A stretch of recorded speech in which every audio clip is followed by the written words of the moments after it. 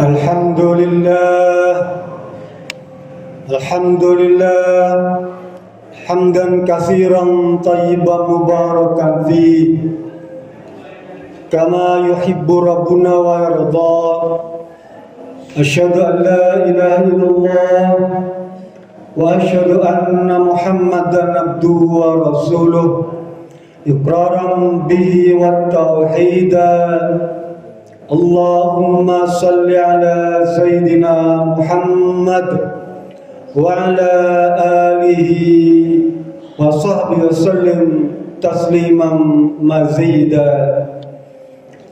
Qala Allah Ta'ala fil Qur'an al-Karim, a'udzu billahi minasy syaithanir rajim.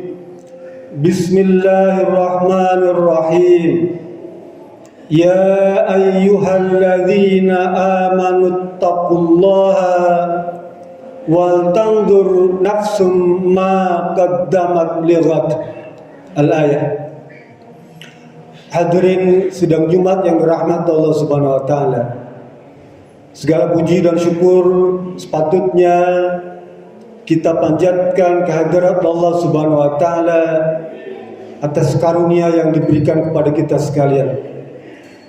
Di antara nikmat yang besar yang telah Allah berikan adalah mengantarkan kita pada bagian akhir bulan Sya'ban. Dan tentu kita berharap agar Allah juga mengantarkan kita pada hari-hari di bulan Ramadan. Insya Allah. Salam serta salam semoga tercurah dan terlimpah kepada junjungan alam Nabi besar Muhammad SAW, keluarganya, para sahabatnya. Semoga saja kita termasuk di dalamnya. Di antara teladan yang diberikan kepada kita sekalian adalah untuk senantiasa kita selalu introspeksi pada pribadi, keluarga, masyarakat, atau sebuah bangsa. Bahkan introspeksi atau mungkin bahasa umumnya adalah evaluasi. Memang itu perkara sulit, Pak. Tapi Rasul memberikan catatan bahwa orang yang senantiasa melakukan evaluasi, maka dia disebut sebagai orang yang pintar, orang yang cerdas. Dalam hadis yang diriwayatkan oleh Syaddad bin Aus, Rasul berkata, Al-kayyisu man dana nafsu. Ya. Orang yang cerdas itu orang yang selalu mengevaluasi dirinya tuh. Wa amila lima ba'dahu, akan amal-amal perbuatan atau ibadah untuk persiapan yang akan datang. Rasul sebutkan itu. Bahkan Allah menjadikan orang yang selalu evaluasi sebagai bentuk bukan hanya dia beriman, tapi juga orang yang bertakwa. Di dalam surat Al-Hasyr ayat 18 pada mukadimah saya bacakan, wahai orang-orang yang beriman, bertakwalah kalian, dan hendaklah coba tengok perbuatan kalian di masa lalu itu untuk mempersiapkan perbuatan atau amalan atau ibadah pada hari-hari berikutnya. Allah sebutkan ayat ini disampaikan kepada orang beriman. Tapi kenapa Allah suruh kita bertakwa lagi? Ya ayyuhalladzina amanu taqullah. Wahai orang-orang yang beriman, bertakwalah. Apa enggak cukup tuh sebutan beriman untuk menjadi orang bertakwa? Ternyata betul, Pak. Orang beriman yang sudah beriman belum tentu dia menjadi orang yang bertakwa. Salah satu ciri orang yang bertakwa adalah selalu mengevaluasi. Kata Imam Al-Ghazali, ada 4 cara mengevaluasi itu atau introspeksi itu. Yang pertama, lewat mursyid atau guru kita, guru bapak-bapak. Dia tentu saja tahu tentang kelakuan kita, pada batas mana pengetahuan kita miliki. Guru kita tahu. Tanyakan kepada dia, bagaimana Pak dengan amalan saya? Yang kedua, lihat sahabat yang bisa dipercaya, teman, karib kerabat yang sehari-hari bersama kita, dia mesti tahu tentang kelakuan kita. Tanyakan, apa yang kira-kira perlu saya perbaiki dalam hidup ini? Yang ketiga, musuh kita atau orang yang kita benci, dia tahu kekurangan kita.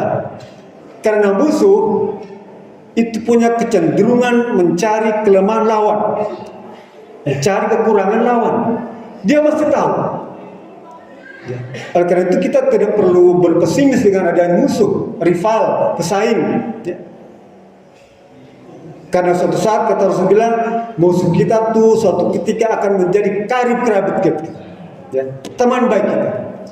Yang keempat kata beliau, senantiasa ikhtilat, menyendiri, ya, merenungkan itu, tafakkur, ya. Apa dalam bahasa umum kontemplasi. Lah, Ramadan adalah momen yang baik sekali untuk melakukan kontemplasi, perenungan atas diri, keluarga, masyarakat, dan bangsa. Apa kira-kira yang perlu dievaluasi? Ada 4 yang utama. Kata para ulama, kata Syekh Al-Albani. Yang pertama, evaluasilah akidah kalian tuh. Keyakinan, tauhid itu mesti dievaluasi, ya. Mesti dikoreksi kalau ada kekeliruan.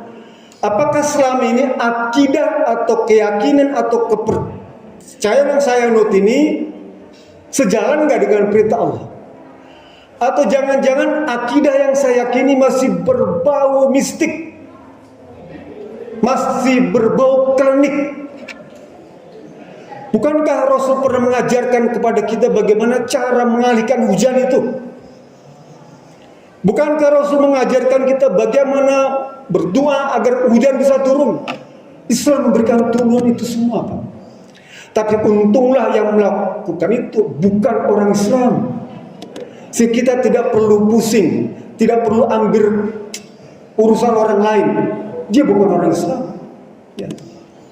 Hanya menyayangkan sebagai pimpinan wilayah, dia punya kekuasaan, punya otoritas untuk melakukan perubahan, tidak kesampaian. Jadi kalau semua perkara itu dilakukan oleh orang lain, orang luar Islam, kita tidak perlu ambil pusing. Kecuali daerah itu, wilayah itu ada dalam kekuasaan kita. Misalnya di keluarga kita, istri anak kita itu menjadi tanggung jawab kita. Kalau ada perbuatan klinik, mesti kita cegah. Akidah harus diperbaiki, Pak. Harus dikoreksi. Momen terbaik Ramadan ini, ya. Ramadan momen terbaik. Yang kedua yang perlu diperbaiki, dikoreksi adalah apa? Ibadah. Tata cara ibadah. Ibadah yang sahih harusnya seperti itu. Apakah ibadah kita selama ini masih berbau dengan perkara-perkara yang tadi dicontohkan?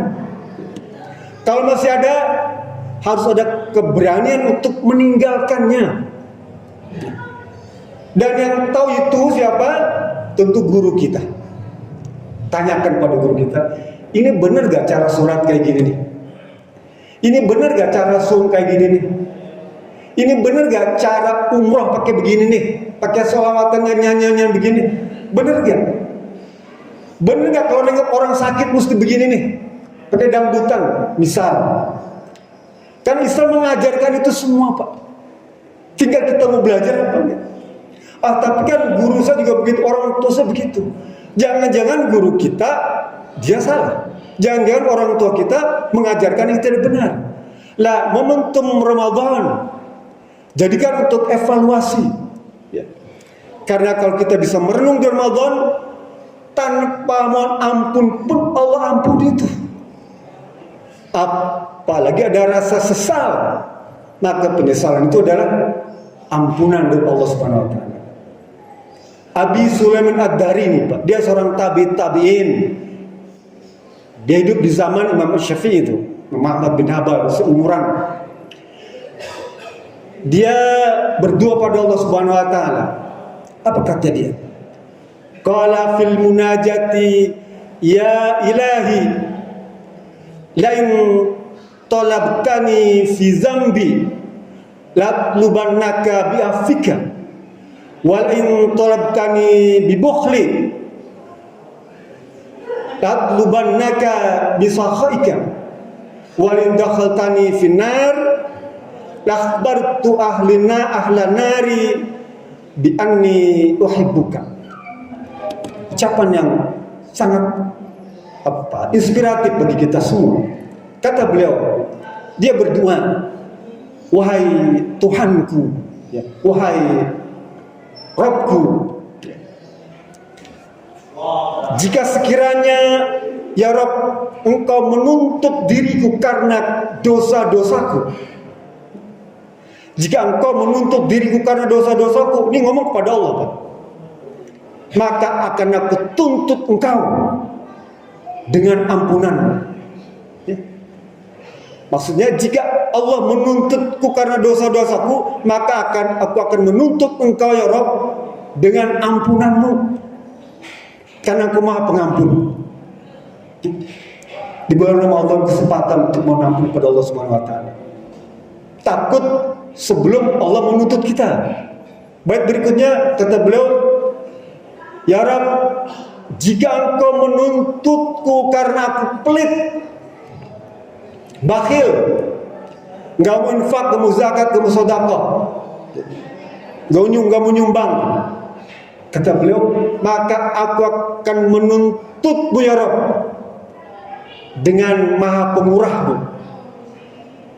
Lalu kita nggak bisa nyumbang, nggak bisa bantu, nggak bisa bayar sedekah karena Allah nggak berikan, maka akan menuntut ya Rabb untuk memberikan kepadaku rezeki yang banyak, sehingga aku bisa infak, zakat, sedekah, sumbangan. Boleh begitu? Boleh. Abi Sulaiman Ad-Dari mengajarkan kepada kita dalam bait doa tadi. Yang ketiga kata beliau, ya Rabb, jika nanti ternyata kau memasukkan aku ke dalam neraka-Mu, aku akan menyampaikan kepada seluruh penduduk neraka itu bahwa aku sangat mencintai Rabb. Luar biasa. Doa ini Pak, mustajabah Pak. Bapak boleh baca di bulan Ramadan ini untuk menampun pada Allah Subhanahu wa taala. Jadi yang kedua, apa yang perlu diperbaiki adalah ibadah. Yang ketiga, matinul khuluq, akhlak nih Pak. Apakah akhlak kita selama ini masih belepotan, campur aduk tuh, ya, campur aduk, penuh dengan kemaksiatan. Kelakuan kita kadang enggak benar. Oke, masa lalu sudahlah, ya. Masa lalu Masya Allah banyak tuh. Sekarang usia sudah di atas 40 tahun, ya. Perbaiki sedikit demi sedikit, ya. Akhlak kita tuh Pak, akhlak terhadap Allah, terhadap Rasul, dan akhlak terhadap sesama insan, hablum minannas. Perbaiki akhlak itu, ya. Dari mulai tutur kata, ucapan tuh, ya. Kemudian langkah gerak kita, bahkan hati kita, jaga Pak, ya, akhlak. Dan yang keempat, yang penting adalah apa? Muamalah, kehidupan bermasyarakat. Apakah selama ini kita menjadi orang yang introvert, soliter, menyendiri saja, tidak mau berbaur dengan masyarakat? Apakah selama ini kita tidak pernah ulu biung dengan kehidupan RT, RW, desa? Bahkan mungkin bayar sampah pun kita nggak pernah. Masa bodoh? Jangan. Evaluasi, introspeksi. Kata para ulama ada 4 itu ya, atau 3 dalam muamalah ini. Yang pertama berkaitan dengan umur kita nih Pak. Evaluasi sampai usia 30-40 nih ya, 50 apalagi 60 ya. Kira-kira apa yang belum dikerjakan? Atau kemaksiatan apa yang belum bisa ditinggalkan? atau kewajiban apa yang belum bisa kita kerjakan. Ini Pak, umur. Yang kedua tentang rizki. Apakah selama ini kita mendapatkan rizki itu masih abu-abu atau bahkan mungkin haram? Ya. Kalau haram sudahlah, tutup buku. Kalau abu-abu masih mungkin ya 50-50. Ya. Kalau yang haram tinggalkan Pak. Abu-abu masih bolehlah bisa didiskusikan lah ya. Tapi yang haram tinggalkan Pak. Rizki nih Pak. Nah, yang ketiga tentang kemasyarakatan tadi. Ya. Jadi inilah poin-poin yang diajarkan kepada kita ya, oleh Rasulullah SAW. Kata Maimun bin Mahran dalam sebuah hadis yang diriwayatkan Imam At-Tirmizi, kata beliau, ciri orang yang bertakwa itu adalah dia selalu mengevaluasi dirinya, lebih hebat evaluasinya dibandingkan dengan pedagang yang pelit yang kerjasama dengan kita. Pedagang kerjasama dengan kita bisnis tuh, dia pelit. Tentu dia akan menghitung tuh ya, berapa bagian kita dan berapa bagian dia sampai detail, sampai rinci tuh. Lah Maimun bin Mahran bilang, kalau kita bisa lakukan lebih detail daripada pedagang pelit itu, maka kita disebut sebagai orang yang bertakwa. Hasibu anfusakum qabla an tuhasabu. Departemen Agama hari ini kumpul ahli hisab ya, menghitung tuh sampai detiknya tuh dia hitung tuh, detik, menit, derajat semua, kapan kita tuh datang. Kita pun mesti begitu Pak. Kita juga diperintahkan untuk menghisab diri kita detail, rinci ya. Itu bagus. Mudah-mudahan ini menjadi sebuah tambahan ilmu bagi kita yang kita diberi kemudian untuk memahaminya. Barakallahu fiikum wa nafa'ana wa iyyakum wa taqabbal minna wa inna wa samil alim. Aqulu qawli hadza fastaghfirullah wal ghafurur rahim.